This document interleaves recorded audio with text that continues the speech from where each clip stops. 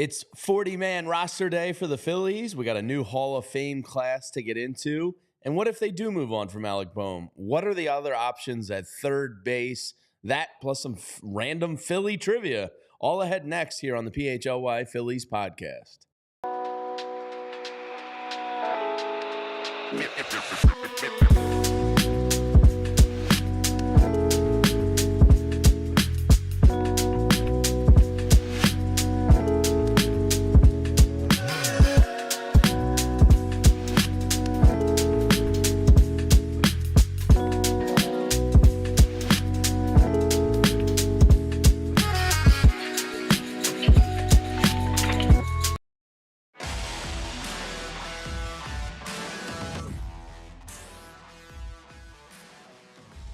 Hello and happy Tuesday to all out there. Welcome into the PHLY Phillies podcast. Jamie Lynch, Renee Washington, Tyler Zulli here with you on this Tuesday.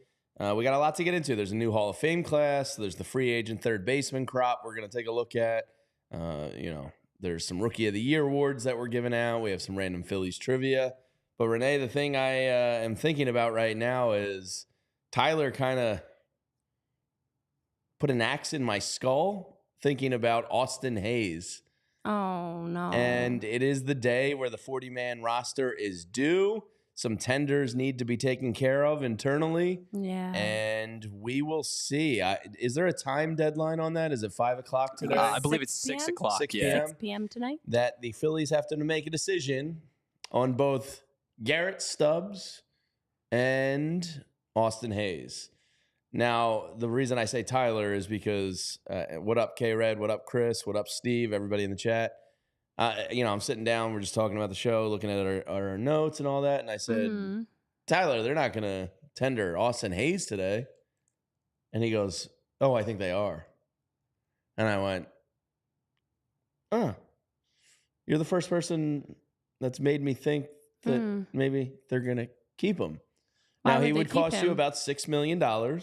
You did trade for the guy, so internally they do like him. Look, I see both sides of it. I see financially he's less than you paid a Whit Merrifield last year. If you want to make him a platoon/fourth outfielder, if you could do worse. But I will say if they tender Hayes today, I will feel icky about it. I like tenders, but only with honey mustard sauce. I don't want my tenders with Austin Hayes. Or honestly, I didn't even think about that because I just kind of have written him off as gone. And I know in the chat you guys are like exploding because you're not happy with it. I do feel like that would probably catch a lot of us off guard. Here's the reality. And I know in the chat, somebody was asking, I think it was Chris, when are they going to make a move? When are the Phillies going to do something? Like, I think we're all so focused on the free agents out there, the names that are floating around in terms of they got house trade prospects. So we're all thinking of who new is coming in.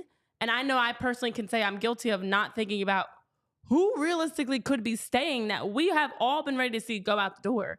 Garrett Stubbs and Austin Hayes are two of those guys that we'd be fine with them moving on from. Now, if Austin I don't Hayes, think Garrett Stubbs is going anywhere. I don't think Chris Slemmer said he's gone. I don't know about that. I think they're going to give him that super minor league kind of two-way deal as a Marshawn. I'd be okay with that. As a Marshawn insurance policy, I think you can do worse. If he's your third catcher and he's the vibes guy and you're not paying a lot for him, he's not on the roster as an everyday guy. He's a fill-in where you need to fill in. Okay, sure. Austin Hayes, do you think he'd be okay with being a bench piece? You're saying? Well, he might not have it. Yeah, I mean, potentially to fight for a job, be a fourth outfielder. It all depends on if and how you're able to upgrade this outfield. I mean, we've gone over the free agent crops. It's not good. Left field is good in the terms of the top three. Center field is abysmal. I'd rather just run back Johan Rojas. Right field, you get your Teoscars and guys like that could play left, but it's bleak. So you're going to have to get creative with the trade. Now, Tyler, you are somewhat convinced they're going to keep Austin Hayes today. Why do you think? Yeah, State your case. I think so, and I think the reason being is for the portion as to what you just laid out is a kind of a top-heavy outfield free agent class, and I think that they believe that they are not going to be players in any of these Soto, Hernandez, Santander, maybe the one that they're thinking about and considering. But I think that he is going to probably outmarket what they expect him to as well. And so if you take the next step, listen, I am not an Austin Hayes fan by any means, but I do believe that they're going to look at a $6 million tender for somebody who is a fringe starter. I think that's fair to say, right? He's a fringe starter against one side of the one-handed pitcher, right? He can hit left-handed pitching. We know that. He's the definition of a platoon player. So I think that they're looking at it and saying, if we don't feel comfortable with the free agent market around and we don't necessarily know that we're going to make a definitive upgradable trade, they're going to tender him now because of the fact that if they don't, he does become an unrestricted free agent, and then they're going to have competition. I'm not sitting here telling you that the right answer for the starting left field job next year is Austin Hayes by any capacity, but I do think they're looking at it from a monetary standpoint where they're going to tender him now before the deadline, and therefore they're going to at least have an opportunity to continue to have conversations with him prior to him hitting an unrestricted free agent market. It's a strong case. I mean, it does make sense.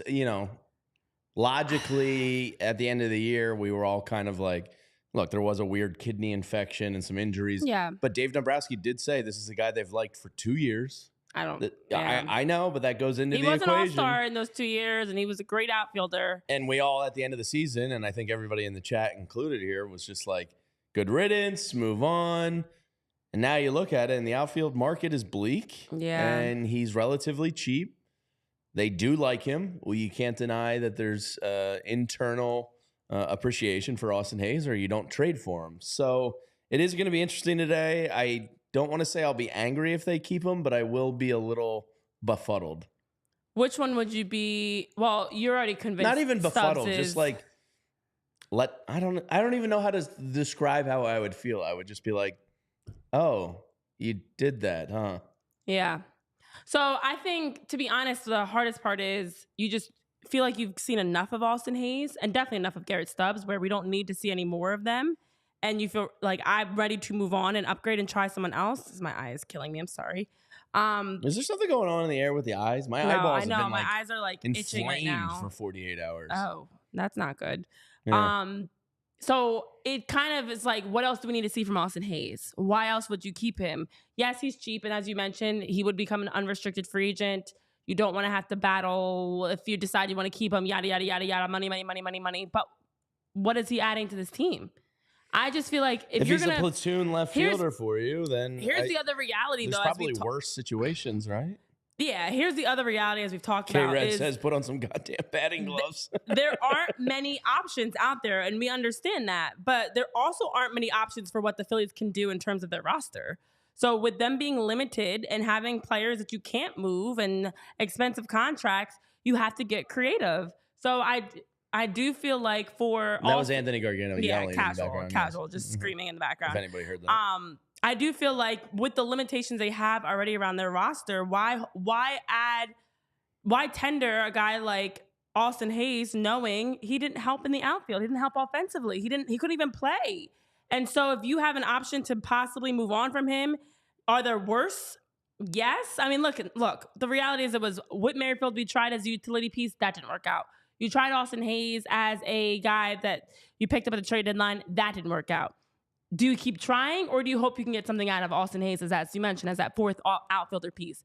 I just think they need to move on. Like, cut some baggage.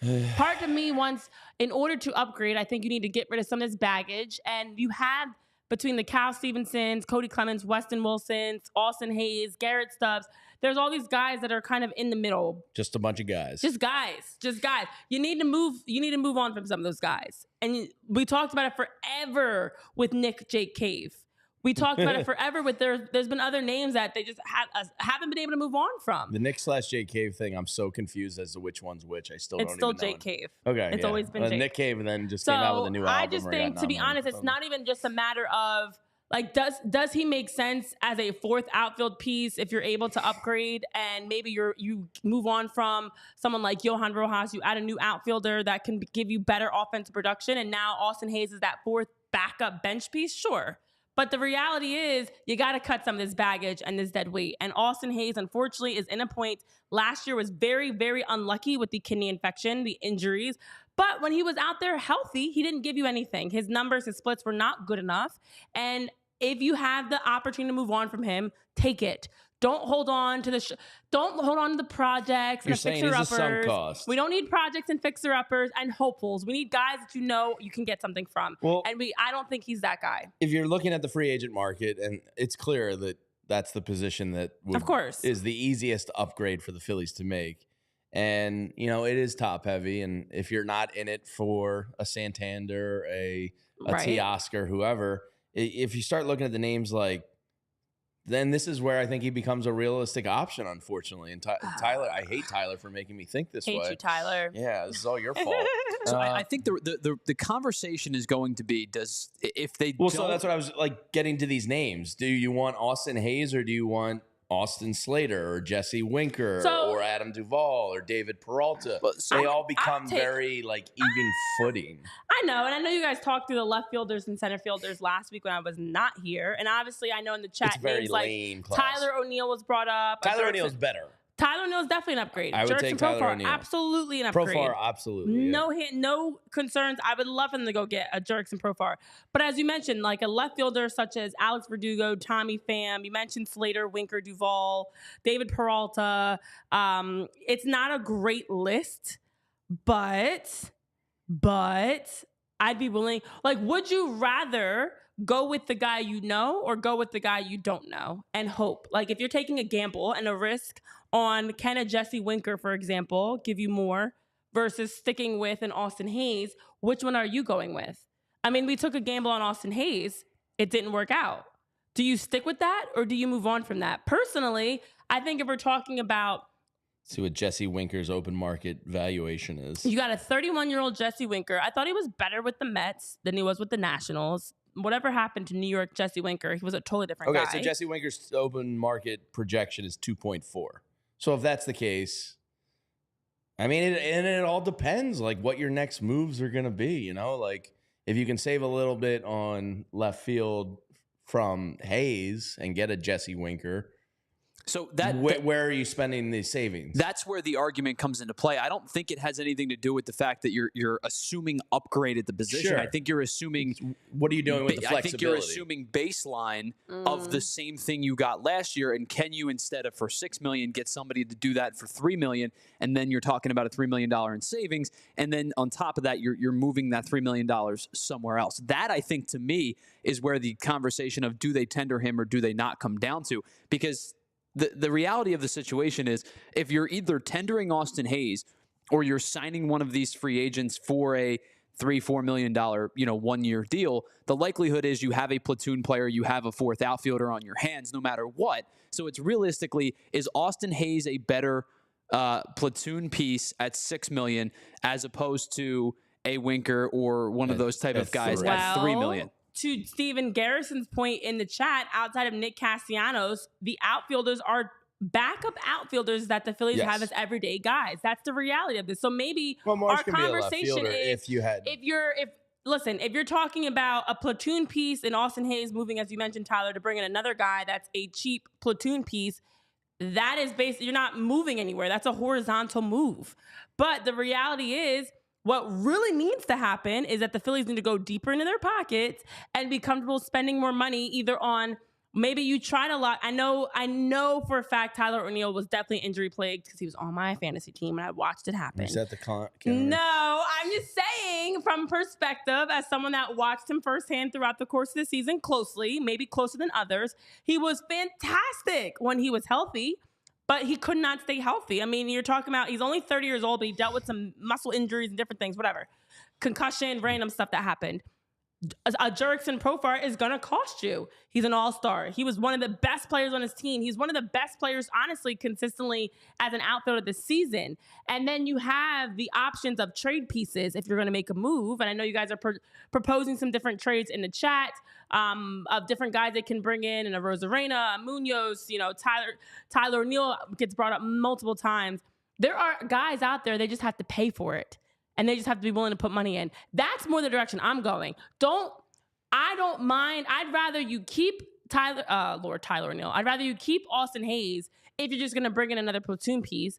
But the ultimate goal that I want for this outfield, as we all do, I'm not saying anything, out of control, is you bring in a better piece, an everyday guy.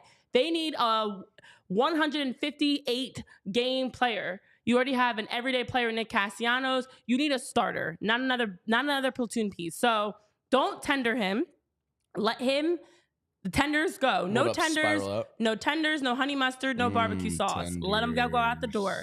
And bring in and pay for an actual outfielder that can give you good offense, that can give you an everyday production type of a piece in left field or center field, period. That's it. Yeah, I just don't know how realistic that's going to be. I know. And that's where the creativity comes in from, and that's why I damn Tyler for making me think that Austin Hayes is a viable possibility. The center field's even worse with these center field free agents. Center field's atrocious. And on the other side, Kike Hernandez and Harrison Bader and Daniel Marco. Sauce, Larry Barbecue, backyard barbecue Of course Larry's backyard barbecue's got the barbecue sauce in the mind. That's the only tenders I want to talk about are some nice, delicious On the tenders. other side, we're going to talk about the free agent third baseman class, because if they do move on from Alec Bohm, which, according to Buster Olney, word around baseball is it's pretty much a lock. Who could they replace him with? We'll talk about that after we tell you about some of our friends here at PHLY. And let me tell you about the original since 1975. And it's still, to this day, the best one. It's Miller Lite. It's, they didn't really change much. In 1975, they unveiled the beer drinkers light beer. And since then, not a lot has changed because they nailed it. Nailed it. It's a beer that tastes like a light beer should taste. It's less filling and only 96 calories. And whether you're down at the lots at the link or thinking about Clearwater already for spring training, or the holidays are coming up and friends and family are around, it's always great to have some Miller Lites in the fridge. Because it's just a great time when you have a Miller Lite in your hand, friends and family, and laughs are happening, and you're talking about tender offers for Austin Hayes. Oh, well, that could lead me to wanting a Miller Lite, that's for sure.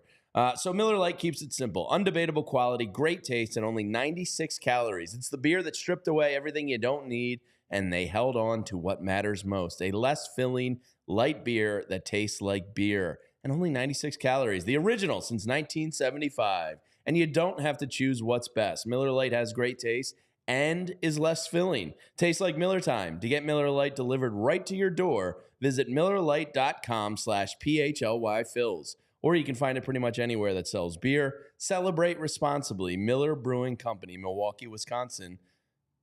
96 calories per 12 ounces. Fewer calories and carbs than regular premium beer.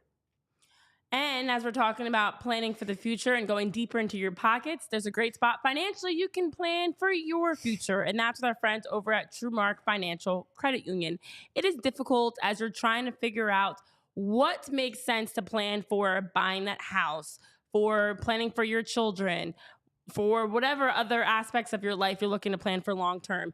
And with TrueMark Financial Credit Union, they have the ultimate playbook for teaching financial responsibility with their free Greenlight account. They've got great benefits in terms of lower fees, better rates, and also with TrueMark Financial Credit Union, they just have tons of options for you around their credit card rewards points that you can get, their mortgage specialists you can work with.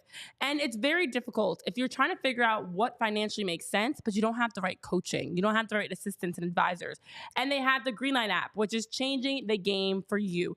It helps your kids specifically and teens learn how to earn, save, and spend wisely.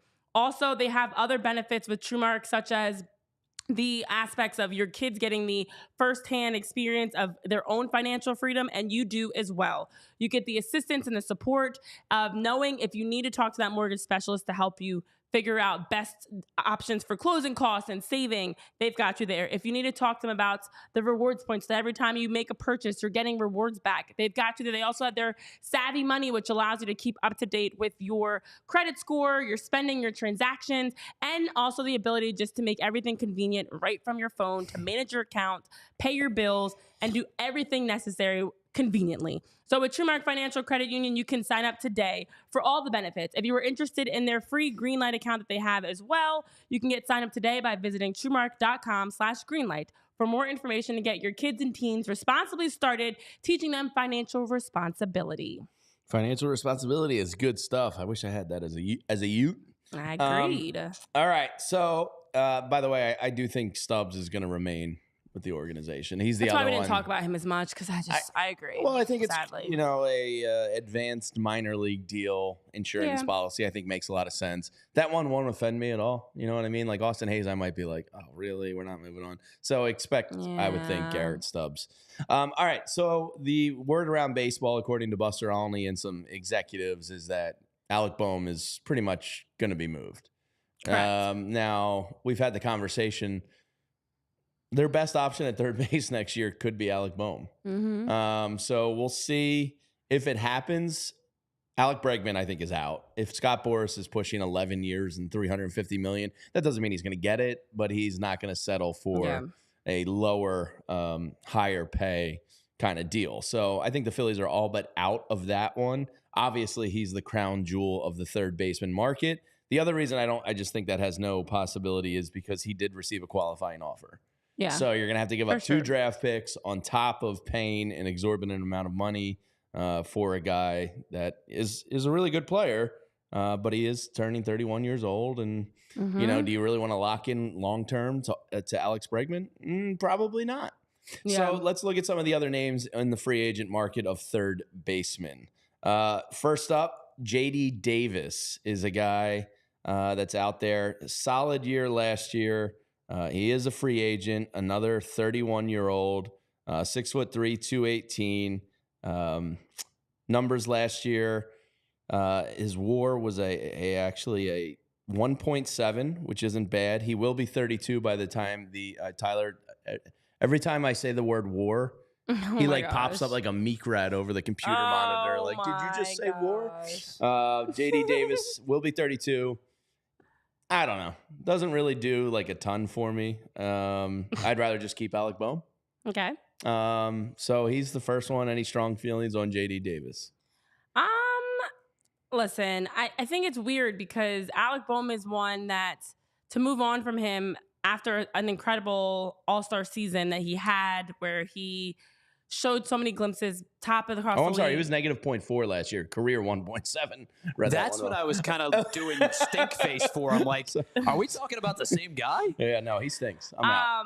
No, okay. I was gonna go a long way of saying like no. Yeah. I do think again, whoever you're putting at third base is a tricky one because you're not moving on from Alec Boehm because you need to upgrade him. Like, obviously, we know the struggles he had in the NLDS. We know the struggles he had late in September.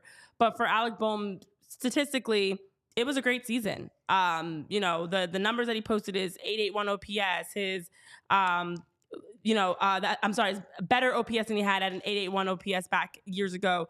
The slash line, the home runs, the RBIs, the doubles, everything that Alec Boehm provided you, it's hard to upgrade from that. But you do need someone. I think what I'm looking for in a third baseman, if they move on from him, if truly is on the trade block, it's not just about the stats. I think you also need, which is weird to say, I know, but bear with me here. We saw him struggle to handle adversity, the frustration, the anger, the issues that he had of emotion and passion that were also maybe a sign of some immaturity. Everything from, I bleeping hate this place, which he moved on from. He now loves this place. But this season, we still saw some of that same unhinged emotion that they haven't been able to bottle up in a positive way. So I think a third baseman would have to be someone that's steady and that's mature. Now, that's not J.D. Davis. I don't think he's the answer for that. obviously, we've talked about like an Alex Bregman who's going to cost you, but you need someone to me that is going to just be solid, consistent, and that includes on the emotional side. So they might be a regression statistically, but they might be more consistent in what you can expect from them in terms of production and overall just like morale, vibes, and everything like that. So this free agency list doesn't excite me. I think the third baseman they pick up would have to be on the trade block. Yeah. To be honest, like you're not getting a great class. No, it's not good. It's Tyler, not. I mean, the any list thoughts you on have JD is, Davis? It's not JD Davis. Out. Oh yeah, no interest at all. I mean, you're talking about a guy whose best year, like last full year, obviously was 2 years ago, but his best years were, you're talking 3-4 years ago. Yeah, I know he's also 31. He's played He's played a full season twice in his career. 2022 he played 115. 2023 he played 144, but last year he played 46. I mean, you're talking about a guy when he made his debut, played 140, I guess, in 2019, but 2021 73 games. 2017 he made his debut. Small sample size, but last year 46 games. I'm not super interested in, especially not as a replacement. But I'm not super interested in JD Davis, period. All right, Juan Moncada. Again, I'd rather have Alec Boehm. And the reason I'm doing these names in order, there was an MLB list of best free agent class. Yeah. And it was Alec Bregman 1, JD Davis 2, correct. Juan Moncada 3. That gives you an idea how bad this class is. And it only gets worse from there. Yeah, Juan Moncada, his OPS plus was 117 last year, 275 average, but he only played 40 ABs last year. He's had some peaks in his career, has shown you pop at points. Out. I'd rather just have Alec Boehm. Well, it's also interesting because as you look at his 40 at-bats in the regular season for last year for the White Sox and the 11 hits that he had in 4 runs, you're also talking about a drop from on that list of going of a 8.6 WAR with Alex Bregman to a 1.7 with JD Davis to a 1.4 with Juan, and then it only gets worse as it goes down with Gio Urshela and the rest of the list. So you're not going to get a quality third baseman on the free agency market. Like if we're shopping, don't go to the store and look for the new items. You got to go to the used thrifting. We got to go to the thrift store. We got to find a trade option of a piece that's you're getting. Tyler, any interest in Yohan? Yeah, not particularly. Yeah. You guys remember years ago, this guy was kind of the staple piece, the centerpiece of a trade that sent Chris Sale to Boston. Yeah. He was expected to be a big-time contributor for the White Sox, and he was an okay player throughout his tenure with the White Sox, but pretty banged up over the last couple of seasons. And I would say his last real, true, productive year, you're going back to 2020 or 2022, he played in 100 games, but he only hit 212. I mean, you really have to go back to 2019 to get to his last true productive season. He had 315 that year, 25 home runs, 79 RBIs, high strikeout rates, even when he's only playing as a platoon piece or as a guy who has had some injury history. Struck out 107 times in 92 games in 23. Led the league in strikeouts all the way back in 2018, and that was when he was being productive. This guy really just never became the player that I think the White Sox expected him to, and injuries played a part in that. I also think productivity played a part in that. I really just don't have any interest in Moncada at this point. Yohan does go by Yo-Yo. That's cute. That's all I got. That's all I got for positivity, guys. That's all right, Gio Urshela is next up on the list. He played a full season last year, or most of. He had 432 at-bats. What is his WAR, Jamie? Like a 1.2? No, 0.7 last year. He's a 9.7 for his career. Yeah, not even a 1. Yeah, 250 batting average, 50 RBIs. On base was lame at 286. OPS plus was 82. I'm out. I'm out, and the rest of this only gets worse. Yeah, so the rest of the list is so bad. I don't even Brian Anderson, Jace Peterson, Luis Urias. It's a lot of guys 31 and older, and no shame on that as a 32-year-old myself. It's a lot of guys that could not give you a full season, low WAR, low production, a huge step back in third base. So it's not a free agent. The name that would be interesting, now Tyler had one, I threw out one earlier, that are not technically listed as third baseman, but could play third base. One of those names is Willy Adames from the Milwaukee Brewers, an excellent defensive player. He's going to get paid. I'll look up his market projection here. But last year, he was a 3.1 WAR, had 610 at-bats, batted .250, drove in 112, OPS plus of 118, on base 331. He's going to make some money.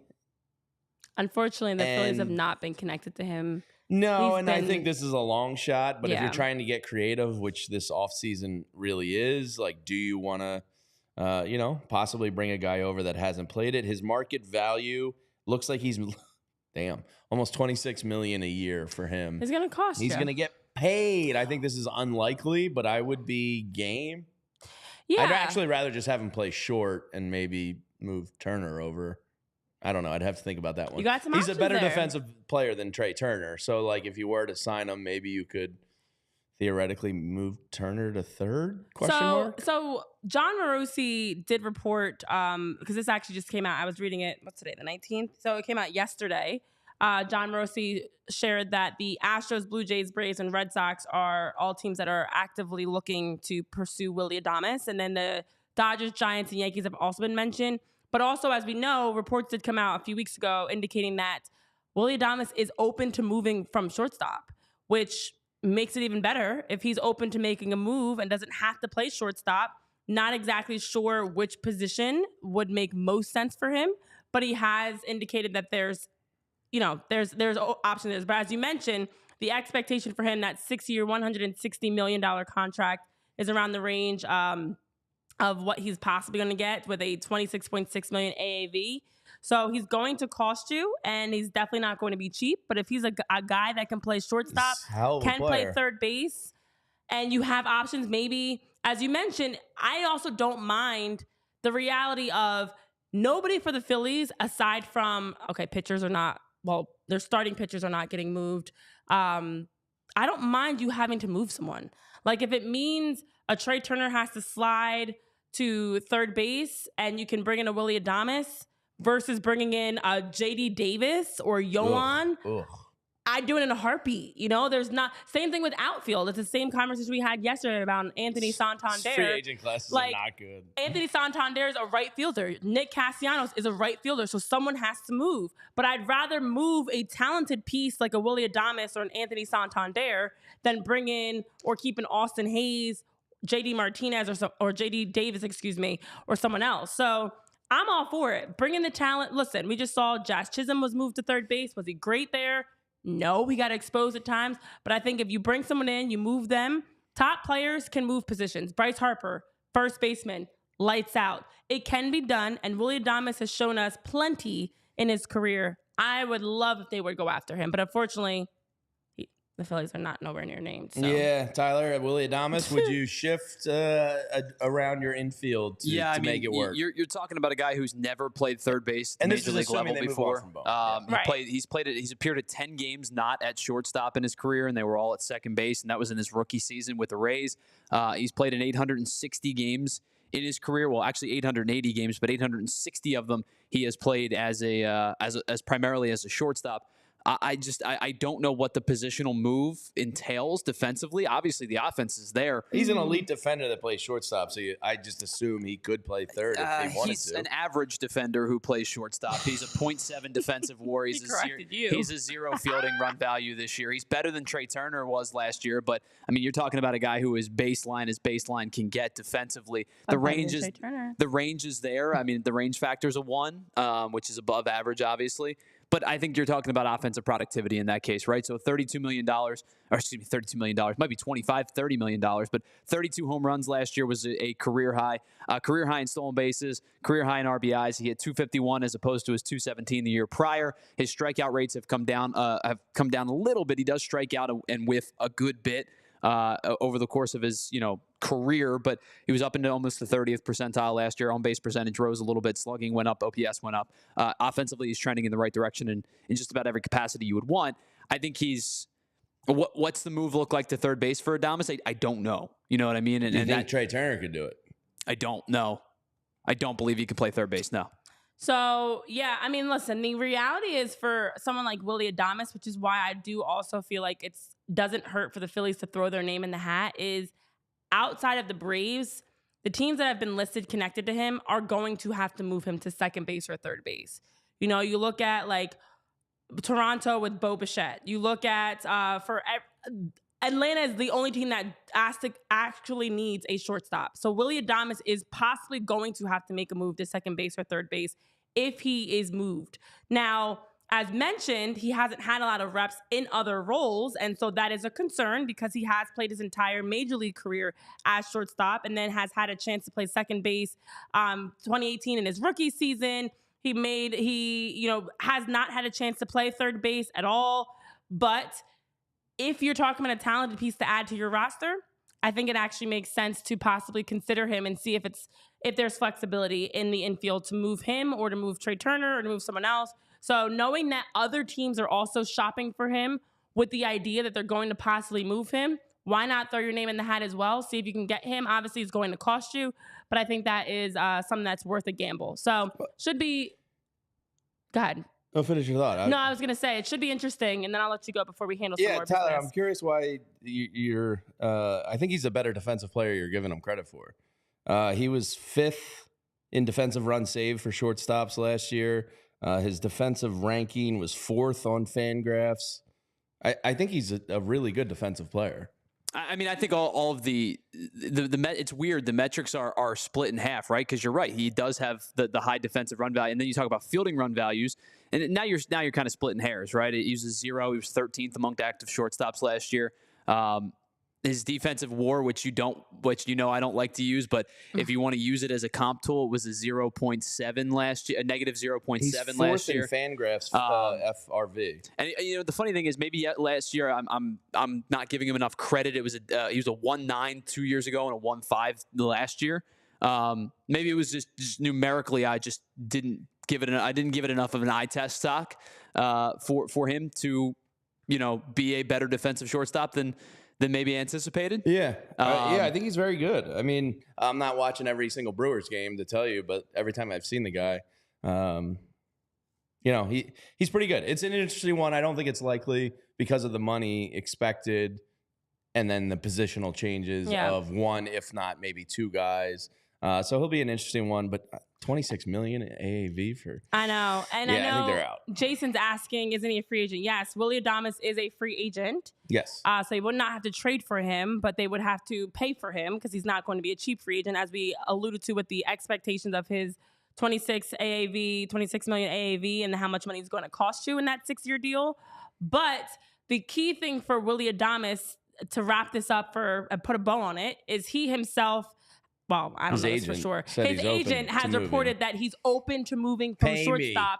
He wants to get paid. He wants to move on. And so he's looking to get out of Milwaukee, by no surprise there, looking to move on. And so for him, when you have teams that are interested, and outside of the Braves, the teams that are interested already have a shortstop, in order to increase your value, increase your versatility. So I do think it actually kind of makes sense for him if he has the flexibility to be able to play a different role as a shortstop that maybe can slide in at second base or third base, and that increases his market, increases his options, increases the pay.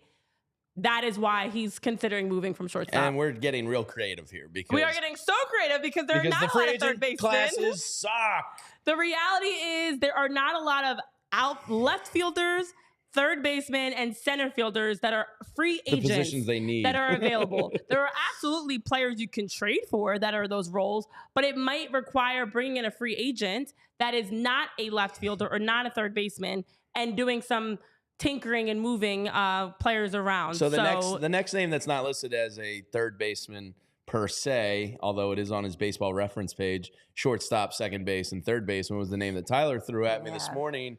Tyler, I think you're very in on Ha-Seong Kim. Yeah. I would love that move. The floor is yours, sir, since he's your guy. Yeah, and so here's the thing with Ha-Seong Kim. I think we kind of learned last year that he is a much better defensive second baseman than he is a defensive shortstop. They moved him to shortstop out of a necessity because Bogarts was really struggling defensively, and they moved him over to second to try to Trey Turner bad. Try to quell that a little bit, and it resulted in a 0.9 D-WAR as opposed to a 2.1 the year prior, and the fielding run values did come down a little bit. Like he was a 3 in fielding run value last year as opposed to being when he was a second baseman 2 years ago. He was close to the top of the league in that regard. He was a 7 last year at second base. He was 6th in baseball across second baseman. He's a very slick defender, can play multiple positions, has only played a handful of games in his career at third. Over the course of his 4 seasons across baseball, he's played less than 80 games at third base. And the defensive fielding metrics are okay. 98 and they're 98 save percent or save percentage. Geez, 98 fielding percentage across the. He can close games too. He might be able to close games. Might be a goalie too. I don't know. But he did win a Gold Glove last year, primarily again playing second base. He played 106 of his 150 some odd games last year at second base. A little bit of a down year offensively for him. He hit 233 as opposed to hitting 260 the year prior. But he is a guy that gets on base a pretty sizable amount, of 350 OBP 2 years ago. 330 this past year. Doesn't strike out a ton. Struck out just 77 times in 121 games last year. That's down from the 124 he had last year, 2 years ago, but he did play 152 games. Has somewhere in that 10 to 15 range of pop. Is probably only going to drive in about 50 to 55 runs, but he can steal bags when he plays on an everyday basis. I'm not sure he's an everyday third baseman. I do feel like he is more of an everyday second baseman than anything. But if you're looking to kind of get creative and you are moving off of Bohm and you don't want to sign some of these bigger name guys, Ha-Seong Kim makes sense if you feel comfortable with him being close to an everyday third baseman. Yeah, I mean, his market value is 4 years, about $50 million, so about 12.5 per year. Again, let's just change the whole infield. You know, Bryce Harper's new at first base. We'll send Bryson Stott over to short. Kim can play second. Turner can play third. Let's get weird. I mean, I don't think this one's realistic Kim either. is coming off of a torn labrum in his shoulder, so he wouldn't be ready for opening day, but he should be back just fine from it. And as you guys talked about, for the amount of work that we've seen from him, he is a piece that would be a great addition. I mean, he's someone that when you look at his production offensively, you look at the what he's done. I mean, he's someone that has had a 242, 326, 380 slash line with 47 home runs in four seasons.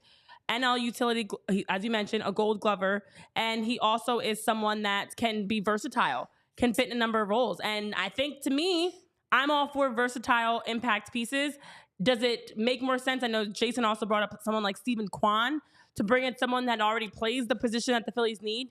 Yes, but do we also know if I'm the Guardians, why would I trade Steven Correct. Kwan? They're not moving on from Steven Kwan. The Phillies that'd be great to have. But that's the other thing. Both parties have to be ready to move on from the player for it to make sense. And that might require having to be creative and be versatile. But first, let's take care of some business because time is ticking here. This conversation is getting long, and we've got some other updates for you. Let me tell you guys all about where you can go to take care of any sort of hair restoration and procedures that you need. And that's with our friends over at Glatt Hair Restoration, because it might be difficult trying to figure out how to get creative and figuring out the best trade prospects or free agents out there for the Phillies. But what doesn't have to be difficult is figuring out the best place to go for an invaluable opportunity to leverage Dr. Glatt's high caliber brand equity and be able to be a part of a company that is going to have the experience, they have the advocacy, they have the support, and they have the technology to help in any types of hair restoration that you're looking for. So, Glatt Hair Restoration by Morgenstern Medical is phenomenal at providing you with opportunities to get great hair leading edge treatments, I should say, for prevention and restoration. So everything from laser light therapy to non-invasive TED treatments, vitamin supplementation, topical and oral medications, PRP and stem cell restoration, hair restoration surgery as well. And with every patient, they give them a complimentary one-on-one consultation just to figure out the best course of treatment. And then from there, they're going to work to make sure they are providing treatment with their caring patient advocates. They're going to work with you from that first phone call all the way through to that final follow-up. They want to make sure that they are helping to best fit what makes sense for you. And knowing that the decision is emotional, it's challenging, it's stressful, they want to try to alleviate some of that and make your experience as simple and stress-free as possible. So Glatt Hair is not just about restoration, they're about innovation. They're about providing breakthrough treatments to dramatically change your life, change your hair, change your life. And bald is now optional. Bald is great, but it's optional as well. And if you want to improve how you look and how you're feeling about yourself, you can also reach out to Glatt Hair. They've got the right treatment for you. So regain your confidence, visit glatthairmctr.com or give them a call at 610-980 4000. That's 610-980-4000 to get started today with Glatt Hair Restoration, who has decades of proven results of being able to use their innovation to provide you leading edge treatment for you and your family to feel good about yourself.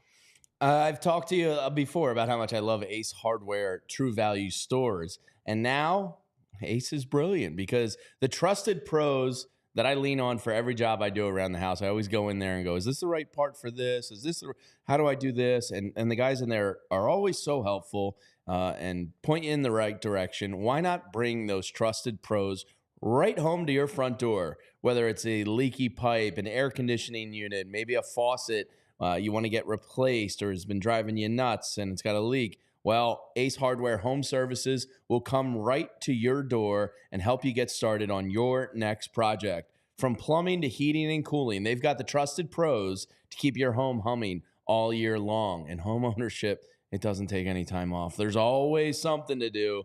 And Ace Hardware Home Services, they're bringing helpful home. The helpful you love from the store now right to your front door. So visit Ace Hardware Home Services online at acehardwarehomeservices.com to get started on your next project. Jason, look, I would love Stephen Kwan. And your point is valid that the Guardians do get rid of most of their guys before they pay them. It's just, I think Kwan is just entering arbitration 1 this year. So he's not a free agent until 2028. Yeah. I would imagine they ride that one out a little bit more. That is a player that would be awesome. It's just probably not realistic. It would be, and it's a tricky situation because I agree with you, McGurk. You're saying you can't wait for the Phillies to start making some moves. Too. We feel the same way because we're going to talk about moves instead of rumors and hypotheticals. But the reality is it's probably going to take time because there's not a clean-cut answer for what the Phillies need and who's available. You know, a guy like a Garrett Crochet is a lot easier to talk about. That makes a lot more sense. Obviously, Juan Soto makes sense for everyone's I still team. think that's the one they're lurking on. Yeah, but it's like in terms of any sort of positional players, it's not as easy because the Phillies are in a tough spot financially. They're in a tough spot where you already have guys, whether it's Trey Turner, Bryson Stott, Bryce Harper, Nick Castellanos, that are kind of locked into these roles. And do you move them or do you move a player you bring in? It's just a lot that you have to consider. And personally, I'm all for exploring everything, which so far it seems like they're doing, allegedly. Mm-hmm. Explore everything and go from there. You've got versatile pieces. You moved Bryce Harper to first base. We saw how that played out. Who knows? Moving Trey Turner or Bryson Stott or moving on from Alec Bohm could also unlock another next step for the Phillies. So it's going to take some time. We're always self-scouting here. And Tyler, you want to self-scout and clear up a statement from earlier? Sometimes I think that we get a little bit too caught up in recency bias, especially with, if I put the wrong camera on one more time. If we get caught up in recency bias and looking at box scores and numbers when we don't have the capability. Because here's the deal, guys. I'm just going to let y'all in. We watch 162 Phillies games. Nobody watches every game across baseball. Adames' numbers were excellent for the last 2 seasons. And I think that, doing some scouting on people closer to the source, a lot of Brewers writers and fans were questioning the defense last year, but there's no doubt about it that it was excellent the 2 prior seasons. Mm-hmm. So I guess really what I should say is, and Jamie, by the way, I owe you an apology. That was very dry and crass of me to just be like, wrong, because especially now the fact that it probably isn't wrong. I love this. I owe you that apology there. I wonder. You had me scrambling. I was like, because I, you know what you're talking about, and I was like, oh my god, let me double check this. Am I wrong? Sometimes we get them wrong in the moment, but I will say this: I'm curious. Does the defense trend back towards where it was the previous 2 seasons, especially if you move his position, right? Too. Or does it trend downward? And so maybe I probably should have worded this in a way to say. There's concern over last year's defensive metrics, especially when you can't quantify until you see it on the field what a defensive positioning change would look like for a guy who has had success at the shortstop position up until last year where the numbers really did start to dip, all kind of heading in the wrong direction. Yeah. It's an interesting conversation piece. So, good job on us. Good job. Mm-hmm. Thank you for letting us me have the floor to self-scout. It's always important to self-scout. For sure.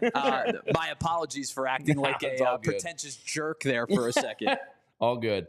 All right. Wait, did you, as we're talking about, I know we didn't get into our daily Juan Soto update, And there is one. Oh, I thought we were going to get out of here without a Juan Soto conversation. I will say this quick because I know we have some other things to run through, and I know you guys are talking about. Steven Garrison mentioned Juan Soto's going to end up in Boston. They spend big money on a star since they didn't pay Mookie Betts. We are aware of that. Listen, you talk about Mookie Betts and where Juan Soto's going to end up. How about the fact he's meeting with the Dodgers today? Today is Tuesday. So originally, as of 24 hours ago on the show, we reported that the Dodgers said they're not interested in Juan Soto because obviously they just spent a lot of money on Shohei Ohtani. They've spent a lot of money. There's other names they're going after.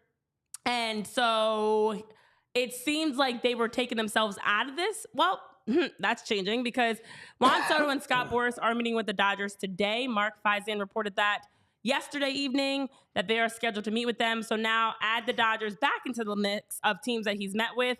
So he met with the Yankees, Mets, Red Sox, Blue Jays, and now, as of today, he will also be meeting with the Dodgers. And then there is another team, an undisclosed team. Oh, my God, the mystery team has entered There's a team with a question mark that has already met with Soto as well. So the Giants, Phillies, and Rays are teams that are reportedly interested, and we don't know if one of those teams or if somebody else is that question mark mystery team. Bum, bum, bum. Yeah, the Phillies are always going to be the mystery team, and it's just to get more money out of Steve Cohen's pockets. If Scott Boras and Juan Soto could just go ahead and get this over with, I would be appreciative because he's going to be a Met. You know, in Mark Feisan's piece, he even says, like, you know, the Yankees are a little hesitant about the deep pockets of the Mets. They're going to give the man $700 million. Yeah. Let's just get this over with. Yeah. Do you really think Steve Cohen gives a damn if he has to go from 625 to 700? No, he does not. He's going to be a Met. Mark my words. Well, he has brought some good questions to each of his conversations. Yeah, like how much are you going to pay me? He asked the Red Sox allegedly about their commitment to winning. You know, people are questioning what are his priorities? Is it the location? Is it building for the future? Is it the money? It's all of the above, most likely. Steven Garrison thinks he's going to be a Red Sox. That's what some John reports Henry's been on the cheap train for a decade. I don't think so. I don't think so. It'd be interesting if they actually decide to spend that kind of money for Juan And then Soto. if the Red Sox do, let's say, have a competitive offer, Scott Boras goes back to Steve Cohen and says, "Hey, the Red Sox just offered $650 million. What are you going to do about it?" Mm-hmm. I saw our counterparts in Chicago, the CHGO Cubs show, really just down bad that the Cubs aren't even involved in the Juan Soto sweepstakes. Sucks to Nobody's really actually involved outside of the Mets and the Yankees. I mean, people are involved, but it's just how many owners are going to write a check for $700 million? There's like 4. It comes back to what we said before. Would you rather have, if you're the Cubs or the Phillies or these types of teams that will not spend that kind of money, at least have their name in the hat to say they tried? Yeah. Or not waste your time at all? Because to your point in the chat, I know Mopar said it's Soto watch here is like waiting for Joel Embiid to play every day. Good luck. Yeah. All right. Before we get to our random Philly to close out the show, I want to just buzz through. Maybe we can deep dive some of these tomorrow. But when the new Hall of Fame class gets announced, I like to do just gut check in or out. Like we can deep dive this later and talk about the fascinating Ichiro numbers and all of that. Mm-hmm. But the newbies to the class, and this is courtesy of Jason Stark. The new class got introduced yesterday, and Jason Stark pointed out this in The Athletic. He said, only one other time in the 6 decades since the Hall of Fame voting became an annual event have we had this many first-timers with a big enough peak that they had at least 2 seasons of 6+ WAR or more, according to Baseball Reference. Baseball Reference checked this out for him. The only other year under the modern voting system when the 9 players they debuted on any ballot was in 2013 when all of these men arrived. Barry Bonds, Roger Clemens, Curt Schilling, Mike Piazza, Kenny Lofton, Sean Green, Craig Biggio, Sammy Sosa, and Julio Franco. That's how good this new class coming in is. All right, so we'll go around the horn. Tyler, Renee, I'll give mine. Go to Renee, Tyler. Just in or out. Cooperstown bound or not. Ichiro. Lock. Might be unanimous. Renee? No hesitation. Put that man in. Tyler, are you gonna? Zero question that this man should not only be a first ballot Hall of Famer, but I think he's going to get about 97% of the votes. Yeah. So last year, Jason thought Adrian Beltre might have a shot at unanimous. I think he ended up 15 votes short of He ended up like unanimous. 94, 95, something like that. Ichiro should be unanimous. He should be. Absolutely. We'll see what happens. You're going to get one of those loser writers who's like, well, Babe Ruth didn't get in on the first try. 1,000% in. Lock. For sure. $1,000,000%. Next up, CC Sabathia. Without deep diving the numbers and comparing them, and right, like we're not deep diving this, and just our going based off opinions what we could remember. change. Yeah. I say squeaks in, not a first ballot guy. I think he gets in on a second or third go around. CC Sabathia, Renee. I'm going in. I'm going in. Tyler? For sure. I think he's in, but I don't think he's in this year. Yeah. So you're with me there. Dustin Pedroia, the Dirt Dog. I thought we were getting a Dustin Pedroia and Scott Kingery. I will say in. Probably not. And again, probably not the first time, but I think he gets in. Yeah, I think it's a squeeze. It's a squeeze, but I'm going. Tyler?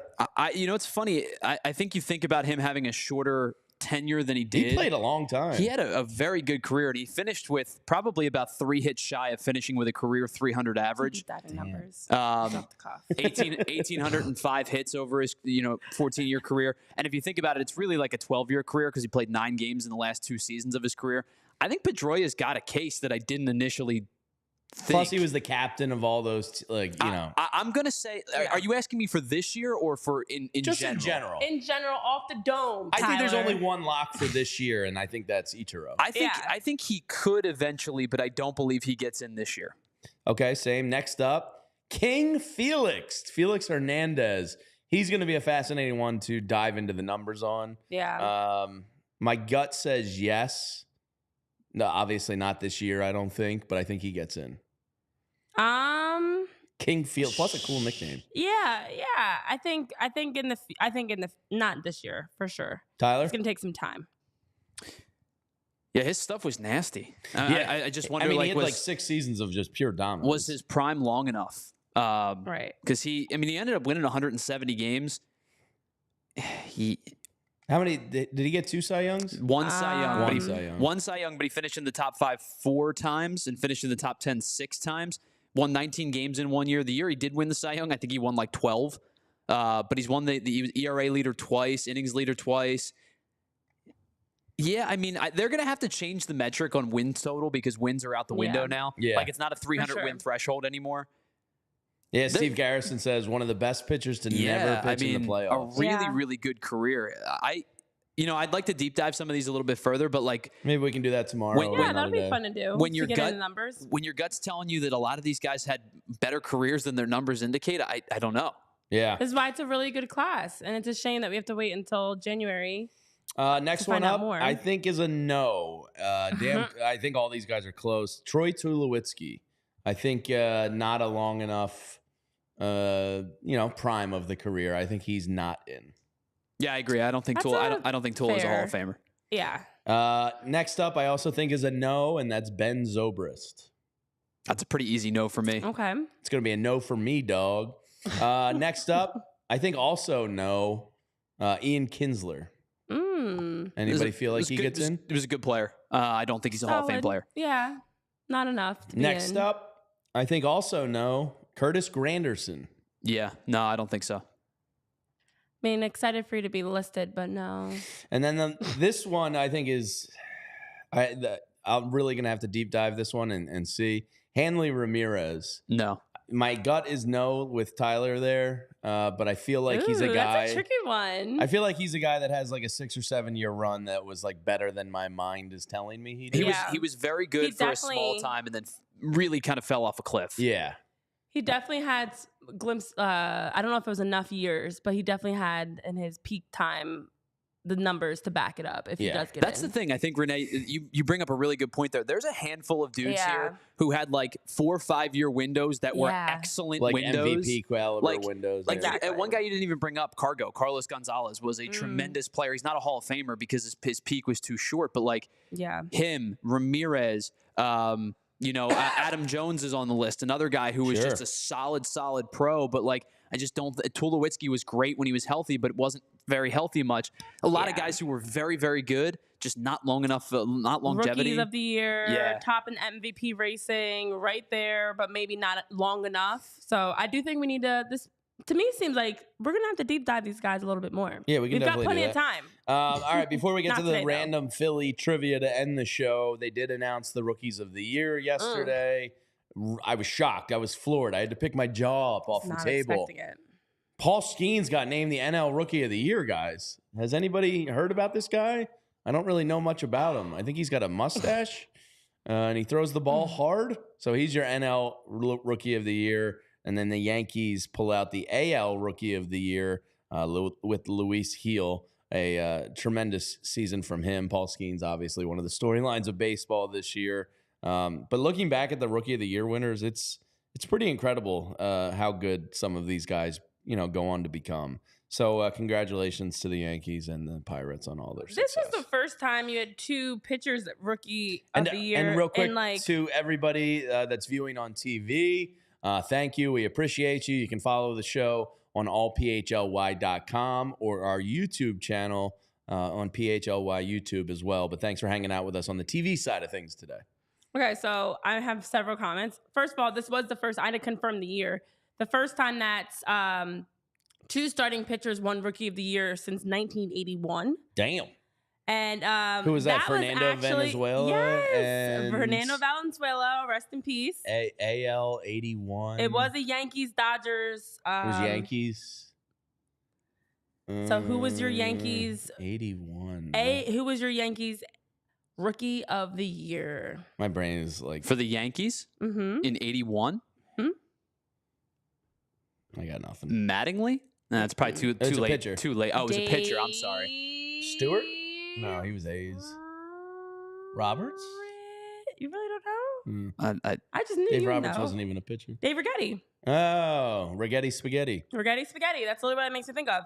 And then also the fact that they showed, obviously they weren't in person, when they showed Paul Skeens getting Rookie of the Year and him and Livy Dunn, and she's all excited, and he's like, cool. He didn't even like smirk. His permanent face is the same. Yeah. But happy for him, Mr. Resting, for sure. bitch face a little bit. For sure. But happy for him. But yes. Oh, Dan P got Dave Righetti correct. But yeah, it was exciting to see. It was no surprise whatsoever, definitely for Paul Skeens. We do get Manager of the Year announced tonight as well. So we'll get those final names tonight with the Manager of the Year awards, as it's award season. So really quickly, I'm going back on Pedroia specifically, guys, and I know we'll talk more about it. I think he's in tomorrow. Don't deep dive numbers yet, Tyler. Is Pedroia better? Let me ask you: is Pedroia better than Utley? I gotta look at the numbers. That's a damn good comp. Because the conversations outside of the MVP and the award stuff goes to Pedroia. Numerically speaking, now granted Utley played about 400 more games. Numerically speaking, everything goes to Utley. So if Utley's in, if Pedroia's into you, then Utley has to be in. I think as Utley well. has the best chance of those three to get in. Yeah, I'm starting to flip my vote. I think to no on Pedroia. Really? Yeah. Yeah, that'll be an interesting one to deep dive. I think that's a really good comp though, Pedroia and Utley. Yeah, it'll be interesting to see. All right, Tyler. Now we get our asses. Maybe we're out of time. Nope. It's time to get our asses put on the griddle with today's random Philly trivia. Let me ask, did your dad get this on the first guest today? No, it took him till the third one, actually. I say that is the rule. If your dad takes him to the third one, then it's too difficult. Well, here's the thing. You shouldn't get it on the first one. That's the whole point of this game. Yeah. All right. Well, all right. I'm not very confident now. Technically by the second one, you should be. Because if it's hard for him, then I'm screwed. Here's the thing. This first hint, I am not expecting you to get it. I just thought it was a really cool, little tidbit that no one expected. But here's your random Philly of the day. Oh, no. One pick after Victorino in the 99. I'm not going to Google this because I 1,000% could, but I won't. Now, the body is giving me a big guy smashes balls, not a pitcher, positional player. Giving me... I'm just going to move on to the next hint. I'm just doing some, process of elimination just, here. Visualizing? I'm visualizing. It actually looks familiar. Like he looks like a Yankee or a Red Sox guy, but I'm not gonna throw any names out So yet. does that mean he was the Phillies draft pick? No, sorry, I couldn't fit it on there. He was not a Phillies selection. Okay, because Victorino was Dodgers, right? Was he Dodgers? Was he? I don't remember. He might have been Padres. Yeah, I don't remember off the top of my head. All right, next hint. 99. What a time. Ray is saying Hunter 14-year vet made 381 starts. All right, so we got a pitcher. 14-year vet. Dang it, he didn't look like a pitcher to me. Not a Philly draft pick. Giving me very 381. I think my starts. version of this could be guess what position they played because I would even get that right. Yeah, based off of the body I'm talking about. It was a joke. All right. So I don't think you got anything either. No. All right, let's bring on the next hint here. Placido Polanco and Hunter Pence have entered the chat as guesses. Led MLB in wins and Ks in 2006. But this was not with the Phillies. It was not with the Phillies when he did At this that. time, this was clearly not with the Phillies in 06.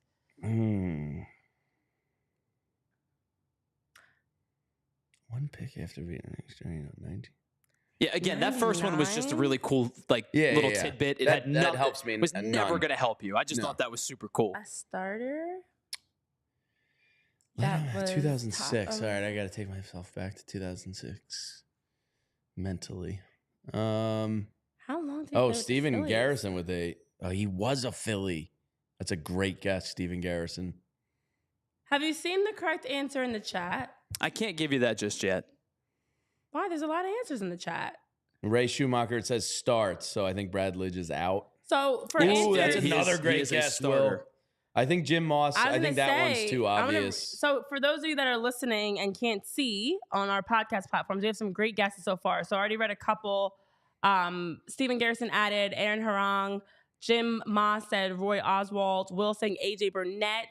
McGurk 22 is saying Kurt Schilling. We also had Placido Polanco, Hunter Pence, Freddie Garcia AJ is Burnett, a good one. Freddie Garcia just came into the chat. Why are they so much better at guessing names than we are? Ray is saying AJ Burnett is a great guess, co-signing on that one. I feel like the correct answer is in the chat. I like the AJ Burnett guess. Again, remember, you don't lose points for making an incorrect guess. AJ Burnett. It is not AJ Burnett. I was just going to say Aaron Harang had big ears. Yeah, the head is like very strong.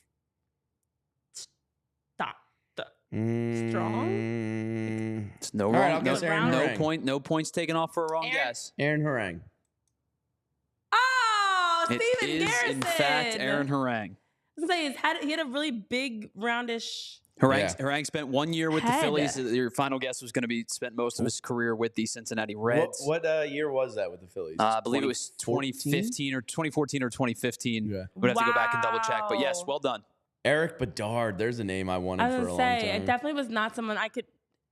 See, the tricky thing is you forget like Aaron with his, it's 2 seasons, 2 years. That's why it's random Philly trivia. This is so well tough. done. So 2 points for you guys today. Well done. Good job, Steven Garrison. With I will admit a little help from the chat on that. Okay, one. you guys are playing as a team. I thoroughly enjoyed the help from the chat because it is a team effort, not just the 2 of us, but all the brains together. Was that Steven Garrison that got it right? Yes, that was correct. Well done, Steven. Thank you for the hint. Winner, winner, chicken dinner. All right, that's going to do it for us down. here today on the PHLY Phillies podcast. We'll be back tomorrow. Maybe we'll deep dive those Hall of Fame numbers and get into the more nitty-gritty discussion of the new class that's been announced. And we will be doing the random Philly trivia at the end of each show. And maybe tomorrow we look at some other infield options. Not that the Phillies really have much. Maybe we just group shortstop, second base, and first base together and just see if there's anybody there that makes sense because you're pretty locked with those 3 positions. Definitely. Shortstop, Ha-Sung Kim. Second base, Ha-Sung Kim. First base, Ha-Sung Kim. But that's going to do it for us here today. Thanks to Tyler Azzulli for producing. Thanks to everybody in the chat that hung out with us today. We really appreciate you. For Renee Washington, I'm Jamie Lynch, and we'll see you tomorrow, same time, same place, 11 a.m. here on the PHLY Phillies podcast.